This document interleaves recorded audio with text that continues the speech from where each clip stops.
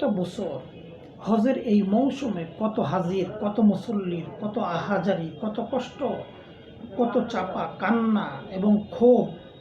এয়ারপোর্টের ভিতরে এই দৃশ্য কত মানুষের যে আমরা দেখেছি বা শুনেছি। এই বছর ওইরকম কোনো চাপা ক্ষোভ, কান্না, কষ্ট, দুঃখ, দুর্দশা তেমন কিছুই কিন্তু হয়নি। মাত্র একটা বছরের ব্যবধান। কোন শক্তির কারণে, কোন বৈশিষ্ট্যের কারণে, কোন অদৃশ্য সহযোগিতার কারণে এত সুন্দর হজ ব্যবস্থাপনা হয়েছে, এটা কেউ বলতে পারেন? আসলে দিন শেষে এটা বোঝা যাচ্ছে, ইচ্ছা যদি থাকে, আন্তরিকতা যদি থাকে, হজের হাজিদের প্রতি সম্মান যদি থাকে, তাহলে সকল জাতীয় সমস্যা সমাধান করা কিন্তু সম্ভব।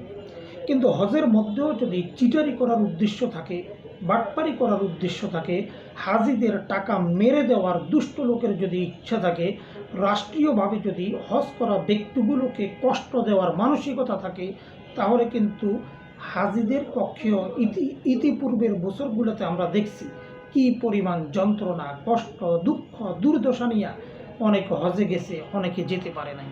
আল্লাহ সবাইকে হেদায়েত দান করুক।